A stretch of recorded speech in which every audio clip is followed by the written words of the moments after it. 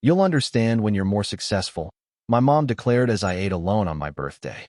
That night, my uncle posted proof of our star. It was my sister holding a trophy from her tennis league. I paid the $2,800 dinner tab, drove home, and terminated the car insurance, phone plan, and utility bills I'd been quietly covering. By sunrise, my voicemail was full, but I didn't listen to a single one of them. I, 32M, had always been the reliable one. The steady income, the responsible choices, the one who showed up when nobody else would. For 15 years, I'd been the silent foundation holding my family together financially, and that Tuesday night proved just how invisible my contributions had become. The restaurant was one of those upscale places where the appetizers cost more than most people's grocery budget. I'd made the reservation 3 weeks ago, specifically requesting the private dining room for my birthday celebration. 23 family members showed up, parents, siblings, aunts, uncles, cousins, and I watched them order the most expensive items on the menu without a second thought. The wine flowed freely, multiple bottles of the premium selection, because why not? Someone else was paying. I sat at the head of the table, watching my family laugh and celebrate, but the conversations flowed around me like I was furniture. My sister dominated the discussion with stories about her tennis league victories, my cousins shared updates about their creative pursuits, and my parents beamed with pride at everyone's achievements. Everyone except mine. When the server approached with the dessert menu, I mentioned that it was actually my birthday. The table went quiet for exactly 3 seconds before my mother waved her hand dismissively and told me I'd understand when I was more successful. The words hit like a physical blow. Here I was, a senior software architect at a Fortune 500 company, having just closed a deal that would net my firm millions, and my own mother was telling me I wasn't successful enough to warrant attention on my birthday. The conversation immediately shifted back to my sister's tennis achievements. My father asked her about her upcoming tournament schedule, while my uncle pulled out his phone to take photos of her holding up her latest trophy, a small thing from her recreational league that she'd brought specifically for this moment. The way they all gathered around her, phones clicking, you'd think she'd won Wimbledon. I excused myself to use the restroom and stood in the mirror, watching my reflection and trying to process what had just happened. When I returned, the table was deep in discussion about my sister's potential professional tennis career. She was 28 and worked part-time at a boutique, but according to my family, she was destined for greatness. Meanwhile, I'd been supporting half the family's expenses for over a decade, and none of them even knew the extent of it. The bill arrived, and everyone suddenly became very interested in their phones.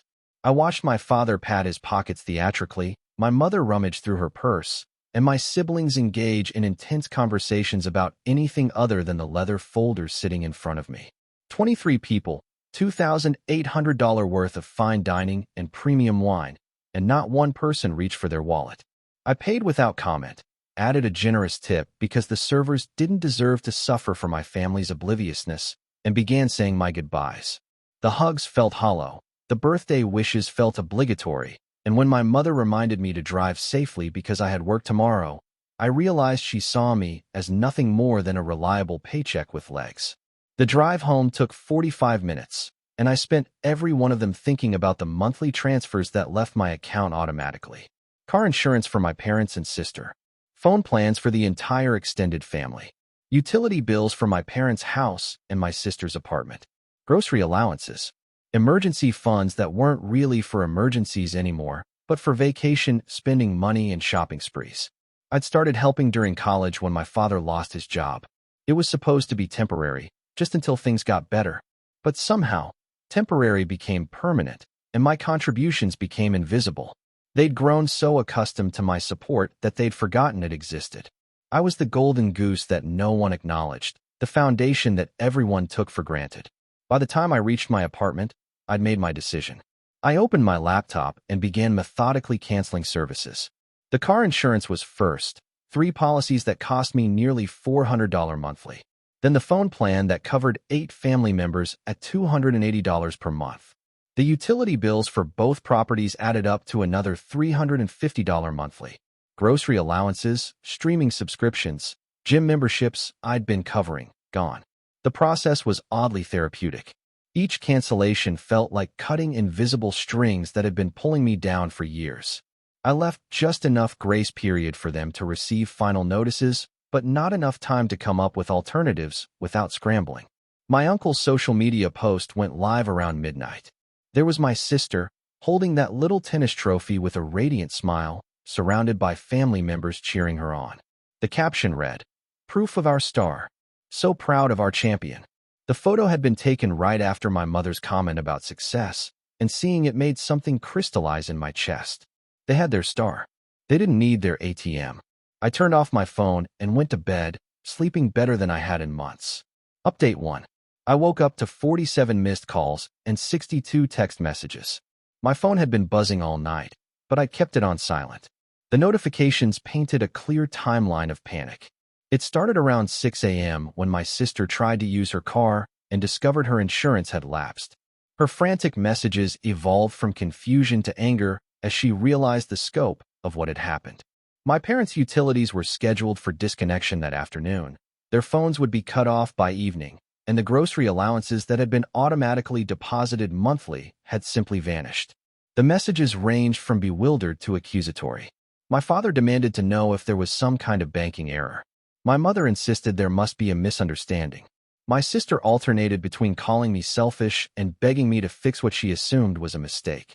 Extended family members who'd enjoyed the family phone plan were asking questions my parents couldn't answer. But the most telling message came from my uncle, the same one who'd posted about my sister being the family star. He wanted to know if I was having financial troubles and needed to borrow money to get back on my feet. The irony was suffocating. I spent the morning at a coffee shop, watching my phone accumulate notifications while I planned my next steps. Around noon, I finally responded with a group message that went to everyone who'd been calling. I explained that I'd been covering various family expenses for 15 years and had decided to redirect that money toward my own goals. I mentioned that I'd be using the funds to travel, invest in my own future, and perhaps start the consulting business I'd been putting off. I told them I was sure they'd understand once they became more successful at managing their own finances. The response was immediate and explosive. Accusations of abandonment, claims that I was destroying the family, demands that I reconsider. My mother called me vindictive. My sister said I was punishing everyone for one comment. My father accused me of being manipulative and calculating. None of them addressed the 15 years of silent support. None of them acknowledged the birthday dinner disaster. None of them seemed to grasp that their emergency wasn't my emergency anymore. Update 2. 3 days later, the family dynamics had shifted completely. My parents had to take out a loan to cover immediate expenses and were frantically calling around to insurance companies and utility providers. My sister had moved back in with them temporarily since she couldn't afford her apartment without the subsidies I'd been providing. The extended family was dealing with their own phone bill shock. Apparently, none of them realized how expensive their unlimited data plans were when someone else wasn't footing the bill. Group family chats that used to be active all day had gone quiet as everyone dealt with their new financial reality. My cousin reached out privately, apologizing for not knowing about my contributions and asking if we could talk. She was the first family member to acknowledge that I'd been supporting everyone, and she seemed genuinely horrified that no one had noticed or appreciated it. She told me she'd had no idea I was covering her phone bill and felt terrible about taking advantage, even unknowingly. That conversation gave me hope that not everyone in my family was completely self-absorbed.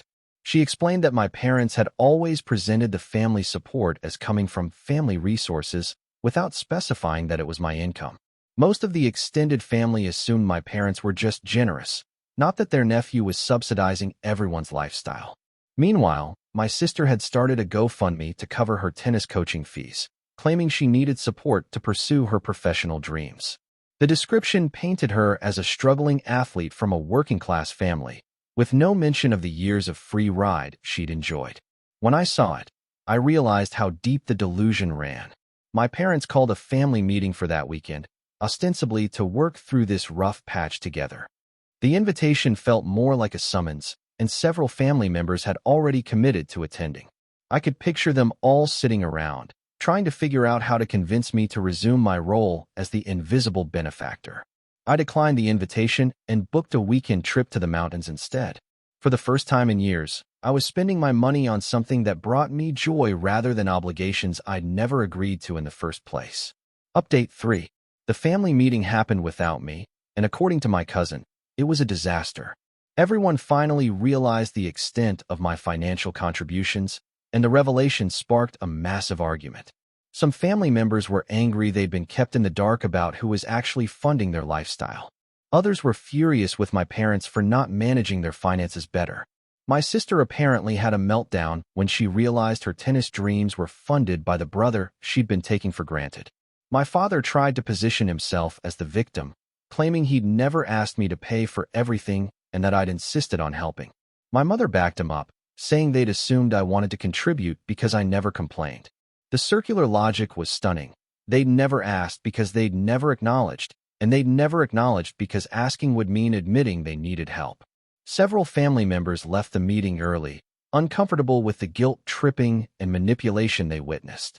My cousin texted me that evening, describing the scene as toxic and eye-opening. She'd started looking at family dynamics differently and realized how much emotional labor I'd been carrying along with the financial burden. My uncle, the one who'd posted about my sister being the family star, apparently suggested they could all pitch in to cover the expenses I'd been handling. The idea lasted exactly until someone calculated that each family member would need to contribute around $200 monthly to match what I'd been paying. Suddenly, everyone had budget constraints and competing priorities. By Monday, I had 3 more private messages from family members apologizing and asking to maintain individual relationships separate from the family drama. They were starting to understand that I hadn't abandoned the family. I'd stopped enabling dysfunction that had been disguised as closeness. My parents made one final attempt at reconciliation, showing up at my workplace during lunch. They'd brought my sister along for emotional impact, and she was crying before they even reached my desk. My colleagues were watching, and I felt embarrassed by the spectacle they were creating. They offered to compromise, suggesting I could reduce my support instead of eliminating it entirely. They promised to acknowledge my contributions publicly and include me more in family celebrations. My sister said she'd make sure to thank me for the tennis coaching I'd funded over the years. I listened to their proposals and realized they still didn't understand. They were negotiating the terms of my exploitation, not addressing the fundamental problem. They wanted to keep me as their financial safety net while throwing me just enough recognition to prevent future rebellion. I told them I appreciated their offer, but had already made my decision. I explained that healthy families don't need to negotiate acknowledgement and that their current crisis would help them build the independence they should have developed years ago. Then I returned to work, leaving them standing in the lobby. Final update. It's been 2 months since my birthday dinner, and the family landscape has completely transformed. My parents downsized to a smaller apartment, and both found part-time work to supplement their retirement income. My sister moved across the country to live with her boyfriend and took a full-time job in marketing. She still plays tennis recreationally, but has abandoned the professional dreams that were never realistic anyway. The extended family adapted to paying their own phone bills and learned to budget for expenses they'd taken for granted. Some relationships survived the transition, others didn't. Family gatherings are smaller now, but feel more genuine. The people who show up actually want to be there, not just for the free dinner. My cousin and I have grown closer. She's become something of a family watchdog, calling out entitlement and manipulation when she sees it. She told me recently that my actions had inspired her to set boundaries with her own parents, who'd been pressuring her to have children she didn't want. I've used the extra money exactly as I planned. I traveled to Japan, started my consulting business, and bought a small cabin in the mountains where I spend weekends. I'm dating someone who doesn't know about my family drama and likes me for who I am, not what I can provide. My parents and I have a cordial but distant relationship now. We exchange holiday cards and birthday wishes, but the assumption of automatic support is gone. My sister sends occasional updates about her life, usually when she wants something, but I've learned to separate her emergencies from my responsibilities. The most unexpected outcome has been the respect I've gained from family members who witnessed the entire situation. They've seen me set boundaries and stick to them, and several have asked for advice about their own family dynamics. I've become the person they call when they need honest perspective, not financial rescue. Looking back, I realize my birthday dinner was the best gift I could have given myself. My mother's comment about understanding success finally made sense. I understood that success means living authentically, not funding other people's dreams while neglecting your own. The family still has their star in my sister, and I'm finally free to be my own person. Some relationships can't survive honesty, and that's not always a loss. Sometimes it's liberation disguised as rejection, and sometimes the best thing you can do for people you love is stop enabling them to take you for granted. I still get the occasional guilt trip text or voicemail, usually around holidays or family birthdays.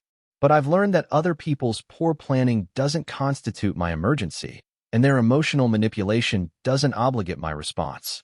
I delete the messages and continue building the life I should have prioritized years ago. The phone calls stopped eventually. The family adapted. And I discovered that the world doesn't end when you stop being everyone's solution to problems they should solve themselves.